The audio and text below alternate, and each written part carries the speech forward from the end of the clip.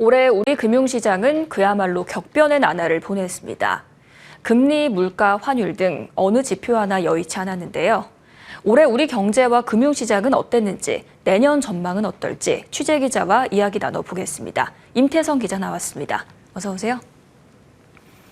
올해를 되돌아보면 정말 다사다난했습니다. 임 기자, 우리 경제와 금융시장은 어땠는지 한번 짚어주시죠.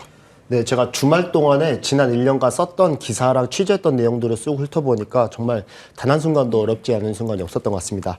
부동산 PF 리스크나 중앙은행들의 통화정책 피봇, 2% 아래로 내려온 물가나 1,400원을 넘는 환율까지 다양한 이슈들이 있었는데요.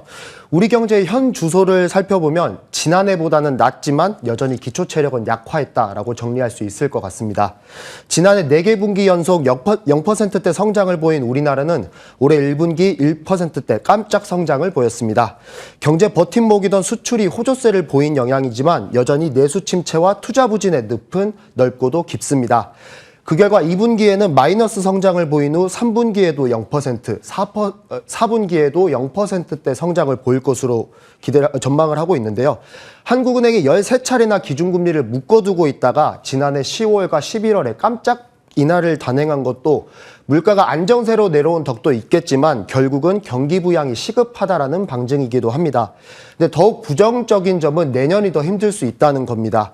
수출이 14개월 연속 증가세를 보인 배경에는 반도체나 자동차, 조선 등에서 호조세를 보인 영향인데요. 미중 무역 갈등이나 트럼프 2기가 관세 전쟁까지 일어날 경우에 우리 수출은 큰 타격을 입을 수밖에 없습니다.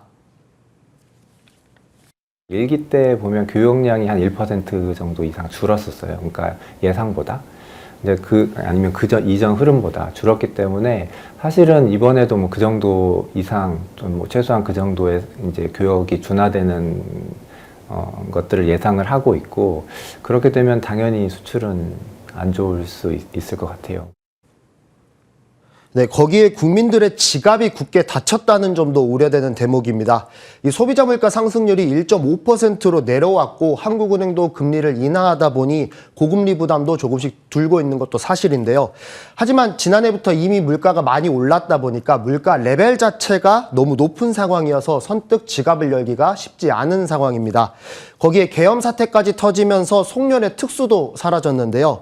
국민들의 지갑 사정이 녹록지 않은 상황에서 강달러 현상까지 겹치면서 수입 물가가 올라가는, 그러면서 소비가 재차 침체될 수 있는 상황입니다. 또 올 한 해를 되돌아보면 이 환율 이야기를 꺼내지 않을 수 없을 것 같은데요. 네, 불과 연초만 하더라도 1,300원대 초반이던 환율이 10% 넘게 올랐는데요. 오늘은 장중에 1,465원 50전까지 오르면서 2009년 3월 이후 최고치를 기록했습니다. 환율이 1,400원 위로 올라왔던 거를 생각해보면 IMF 외환위기 때나 미국발 금융위기, 코로나19 팬데믹 시기랑 그리고 최근 이렇게 4차례인데요. 주요국 6개국 통화 대비 달러 가치를 나타내는 달러 인덱스가 108선까지 올라가면서 강달러 여파가 매우 심한 상태입니다. 그러니까 제가 취재하면서 은행권 외환 딜러들하고 이야기를 좀 나눠봤는데요. 이 매수를 뜻하는 비드 물량은 쭉 위로 쌓여 있는 반면에 이제 팔고자 하는 내고 수요는 별로 없다고 합니다. 그가 이제 달러를 많이 갖고 있던 수출업체들, 예를 들어 조선업 같은 경우에는 내고를 하면서 환율 방어에 이바지하곤 했었거든요.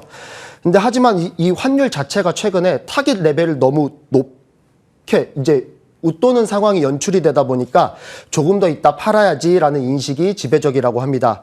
때문에 외환당국도 고심이 큰 상황인데요. 환율이 부담이 되기는 하면서도 이 시장 개입에 나설 경우, 즉 달러를 풀어서 환율을 잡을 경우에는 6년 반 동안 지켜왔던 외환보유액 4천억 달러가 무너질 수 있거든요. 그럼 신인도 문제가 있어서 이제 시장 개입에 좀 소극적인 상황이고요. 결국 우리 경제의 펀더멘털이 개선이 돼야 원화 강세가 따라올 텐데 이 견조한 경제 성장을 보이는 미국보다는 웃돌기 어려운 실정이어서 당분간 고환율은 불가피해 보입니다. 환율을 끌어내릴 만한 그런 요소들이 뚜렷하게 보이지 않는다라는 것이 이제 문제인데요. 미국이 오히려 우리나라보다 더 경제 성장률이 좋을 걸로 지금 전망들이 나오고 있습니다. 그리고 금리 수준을 살펴봐도 미국의 금리 수준이 우리나라의 금리 수준보다 더 높은 상황이 당분간은 지속될 걸로 예상이 된단 말이에요. 예, 그럼 시장에서는 내년 경제 전망을 어떻게 바라보고 있습니까? 네, 제가 증권사 애널리스트들에게 의견을 물어봤는데요. 우선 증권가에서는 내년 경제 성장률과 소비자 물가 상승률이 모두 2%대 아래로 내려올 것이라 전망했습니다. 상반기 수출 증가세가 둔화할 것으로 보이는 가운데 내수 부진도 장기간 이어지면서 성장률을 끌어내릴 거라는 건데요. 소비가 더디다 보니 물가가 1%대를 이어갈 것으로 보는 겁니다. 이 경제 성장률을 끌어올린 모멘텀은 무엇이냐는 질문에 한국은행의 적극 금리 인하와 추가 경정 예산 편성 가능성을 들었습니다. 성장 불안이 매우 크기 때문에 한국은행에서는 금리를 2차례 내지 3차례 인하를 하고 정부에서는 추경을 통해서 경기 부양에 나설 것이란 전망인데요. 다만 한국과 미국 간 금리 격차가 벌어질 수 있다는 점과 탄핵 정국에서 정부와 여야가 얼마나 손발을 잘 맞출지 지켜봐야 할 대목입니다. 환율은 전국이 안정을 찾는다면 연평균 1,300원대 후반을 기록할 것으로 내다봤습니다. 이 강달러 기조가 상당 기간 이어지긴 하겠지만 이 1,470원 안팎이 고점으로 여겨지는 만큼 내년 중순에는 1,300원대로 내려올 것이란 시각입니다. 네, 쭉 짚어보니까 정말 힘들었던 올 한 해였는데요. 말씀하신 것처럼 경제 성장률을 끌어올릴 모멘텀이 나올 수 있을지 지켜봐야겠습니다. 오늘 말씀 잘 들었습니다.